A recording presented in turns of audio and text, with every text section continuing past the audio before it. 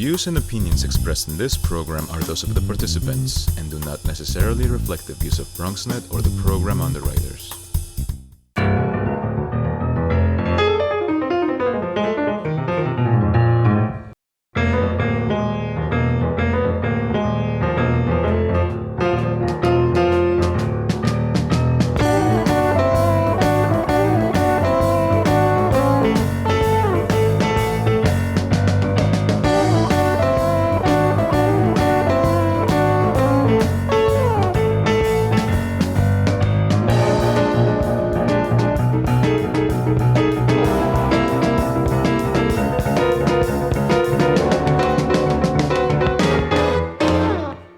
Good evening and welcome to BronxTalk.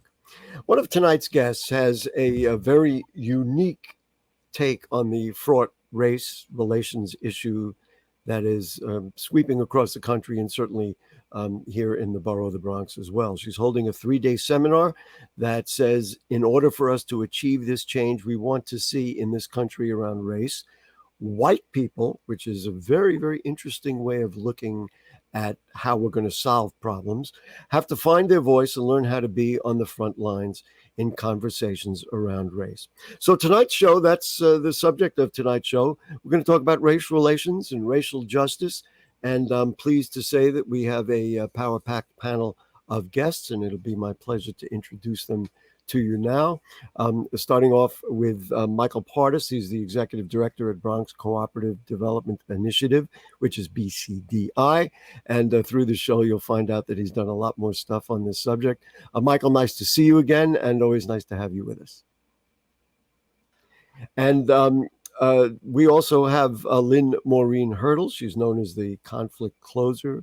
She's the CEO of Hur Communications, that's Hur Communication Solutions. And we've had her on the program before. She happens to be my neighbor. And so we know each other quite well, and we talk about these issues all the time. So it's nice to have Lynne Maureen Hurdle. She is the host of the Above Summit that I talked about. Nice to have you with us. Many people will recognize the face of Dr. Meisha Porter. She was the chancellor of the public schools of the city of New York. Now she is the president and CEO of the Bronx Community Foundation. Nice to have you with us, Dr. Porter. And listen, we have to do a real shout out. We were talking about it before the show. She is calling us from Seoul, South Korea. And so whatever time you think it is here, you're going to subtract 12 hours, and that's where it is there. So that you're seeing daylight out your window. She's not seeing that right now. Nice to have you with us, Dr. Porter. Thank you. And finally, last but not least, Justin Hurdle Price, Lynne's son, but also my neighbor. I know him very well. He is a strategic communication specialist at Hur Communication Solutions. Nice to have you with us, Justin. Let's just get started with you, Michael Partis. I realize it's a broad question because there's so many angles, and we're going to get into some of the angles. Characterize, if you would, race relations in the Bronx and beyond with an eye towards solutions. Now, you have studied Bronx history as regards African Americans in particular. You have been somebody who works on finding solutions and applying solutions. So give us your take right now as we sit here in the summer of 2022. Gary, thank you for having me on the show. And this is wonderful to be with everyone today. I think something important, the historical context is important in that reparations framework is really important to think about racial justice in the Bronx. Just by example, the Bronx has at least 2 known slave burial sites, right? There was one in the Hutch Point area of the Bronx. There is one now that people believe in the Van Cortlandt area of the Bronx. And so the legacy of kind of racism, right, even tracing back to slavery, is something that's a part of the Bronx that has to reckon with and deal with. And I think in the second kind of historical context, even, Ella Baker from SNCC and from the civil rights movement. Ella Baker famously in the 1930s wrote about the domestic labor slave market, where Black women were looking for domestic work outside of the Bronx. And so on Simpson Street under the 2 train right now today, on Jerome Avenue, we had Black folks who their labor was being exploited, right, in the labor market. So these kind of frameworks around the reparations that Black people in this country and also in the United States, the Bronx is a site for that. What is the kind of framework for solutions for that systemic racism or that historical racism? I think something important is around wealth building and a real focus on wealth building for people of the African diaspora. That wealth building happens in a cooperative framework. And the cooperative framework I want to offer is that cooperation happens in workforce, it happens in school systems, and it happens in companies. That the cooperation meaning that democratic decision making happens and cooperative decision making happens. I think that's important for you have led in perfectly into what I was talking about at the top of the show and what Lynne's and Justin's summit is about. I just want to get back to one question about the word reparations, because taking a step back and looking at the political climate in the United States of America, that word scares people. And I think if you and I'm not saying you should use a different word. I'm just saying that's what's out there. And if you or somebody talks about claiming history or, claiming streets or acknowledging heroes or understanding history, they won't see that as reparations, but you expressed it as reparations because you say it's part of a much larger package. Like other people are saying, well, there's going to be funding or something like that. You're talking about doing this. And then, of course, the next thing is how do we get to the point where what you were talking about as far as what needs to be done economically, wealth building, which is another sort of question. I want to talk to Dr. Porter about the public schools of New York City. And I'm going to tell you, as somebody who attended public schools straight through college in New York City, when the 2014 report came out by UCLA's Civil Rights Project that said public school students in New York State are severely segregated, isolated by race and class, even though the number of students of color continues to grow in New York City, I was surprised because I mean, conceptually, in our rainbow of a city, I was shocked. So as you can refer to your time as chancellor or just your vision of the public schools, explain how this is so. And of course, we would love to unwrap how we're going to change that. So, I can speak from so many perspectives on that, from being a student in New York City public schools to leading in New York City public schools. And it is not a secret that, New York City public schools is one of the most segregated systems. Even as you described, Gary, we live in a melting pot. And it's been an issue that communities have been challenging the system around for generations. I think one of the important attempts to recognize is the School Diversity Advisory Group's work that actually Mayor de Blasio formed during his time that made some very intentional recommendations around what we needed to do to desegregate our schools. When I went to middle school in New York City, and I grew up in South Jamaica, Queens, in middle school, and we were bused in 1986 from South Jamaica to Howard Beach. And we were bused into a community where we were not very welcomed. And many young people, even at that time, were grappling with, why we weren't welcomed and why we were being bused to a school. I want to just, if I can, just interject about that.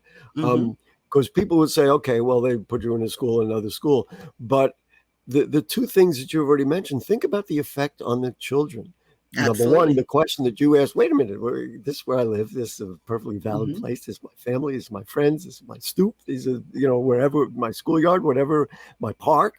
And yet I've got to go to somebody else. And then the second part of that, of course, is I'm with people I don't recognize. So that alienates a child. Now, we're not talking about adults who can kind of learn to get along with people. It alienates a child for the rest of their lives potentially, right? I guess I'm basically Well, I mean, articulating what you were saying. Yeah. I mean, there's absolutely research around the importance of young people being educated in spaces and places where they have educators that look like them and reflect their cultural backgrounds, right?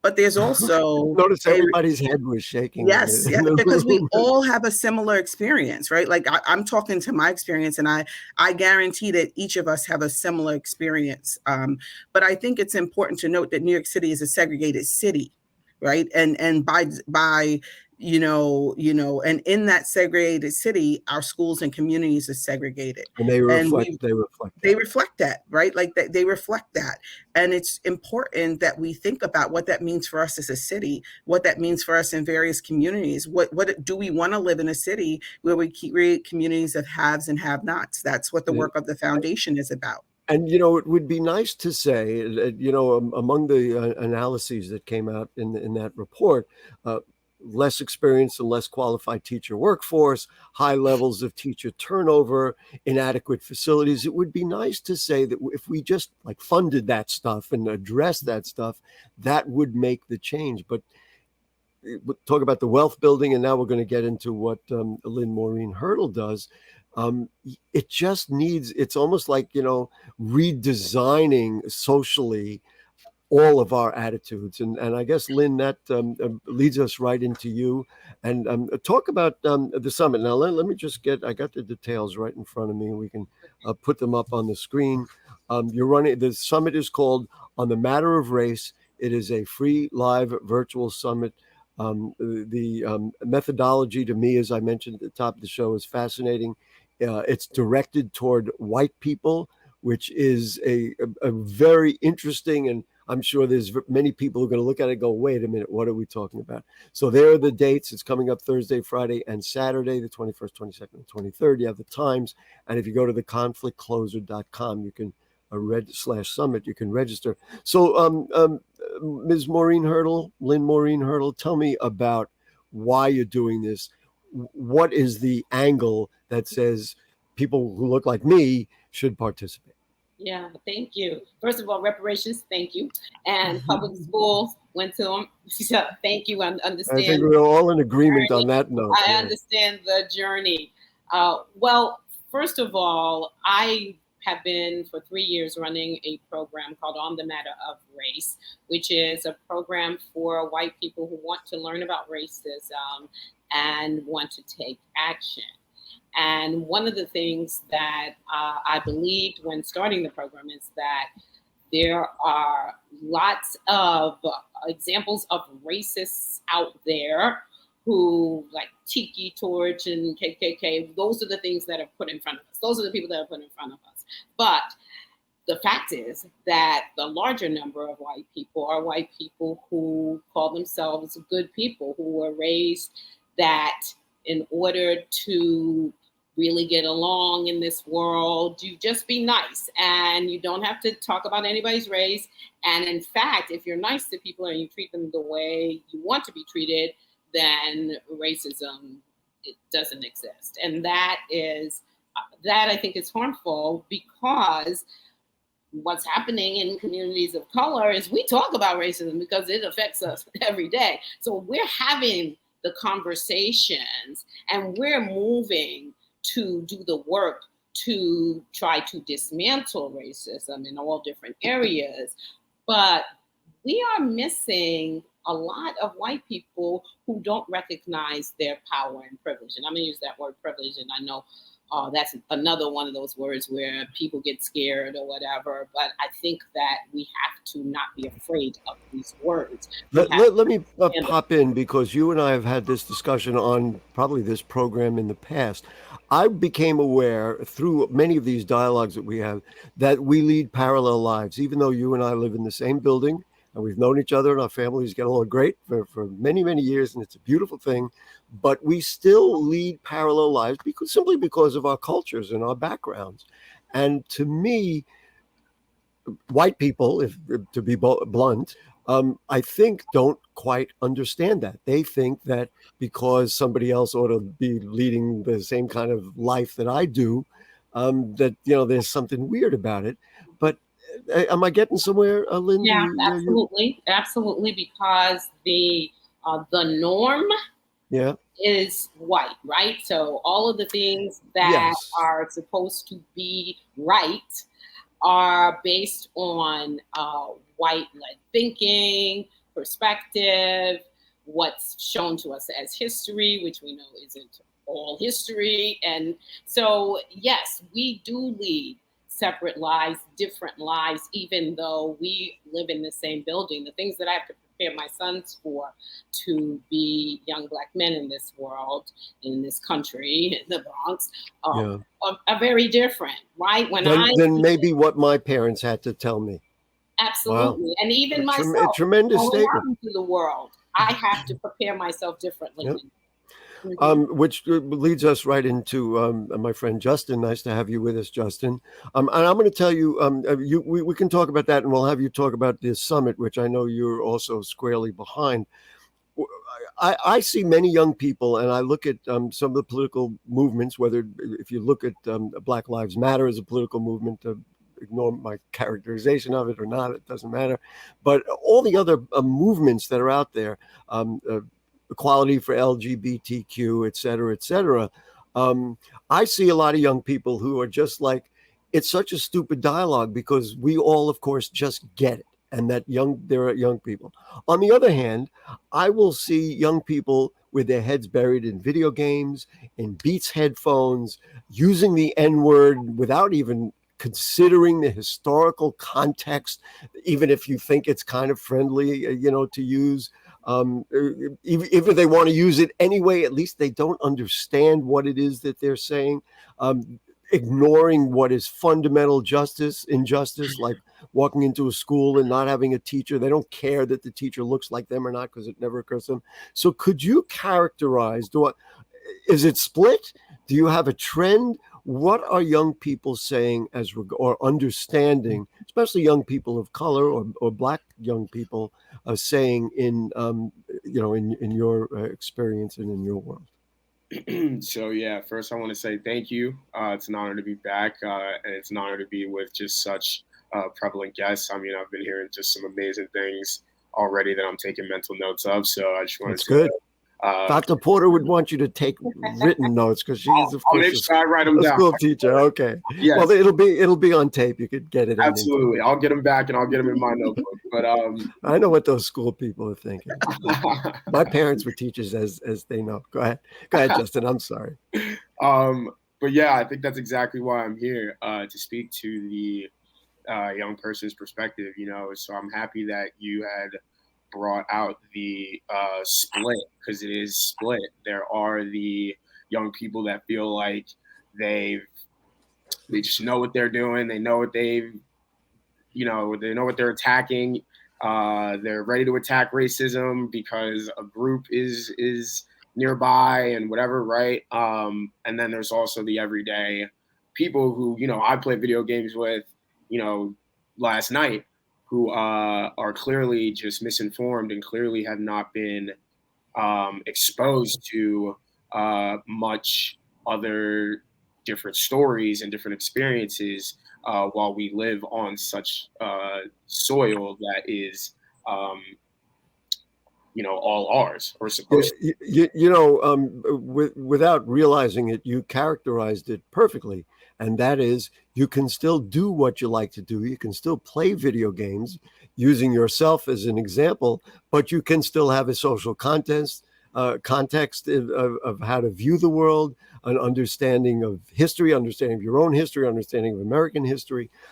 So I'll give you a chance to talk about this summit that we had just talked about. Why do you think this is a good place to have this conversation and have it in this way?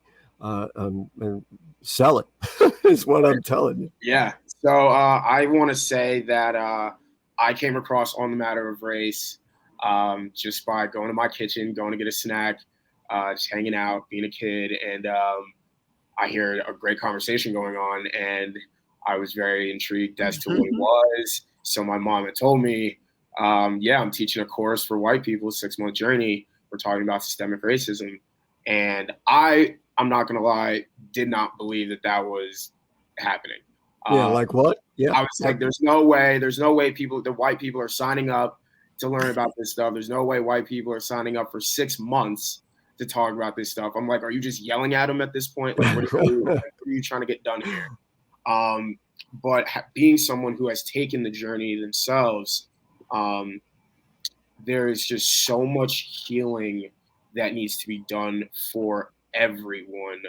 That is so powerful. White people included. I can't imagine what it's like to look back in your family history and to know that, you know, your family owned slaves, or on our end, being people of color, to know that your ancestors were victim to such atrocities, right? So both their own parallels, but they both have their own stories, and they both have their own truths, and they both have their own experiences and dialogues. Yep. And this is literally, we're just offering a place for people to hear everyone else's and share. I think it would be not only here, right, but you want to share. You know, we have a really wonderful panel, but leave it to the young people to summarize it perfectly. I want to go back around the room, and Michael Partis, let's talk about your work and some of the things that you have done, because you talked about wealth building. You have worked in that direction, and you know, we'll just go around and talk about. I'd like to really. We've got about 8 minutes left. I want to. Really talk about solutions and what can each person do. I mean, aside from joining the summit and having the right dialogue, but what are you working on, Mike? A few things. One is a people's plan.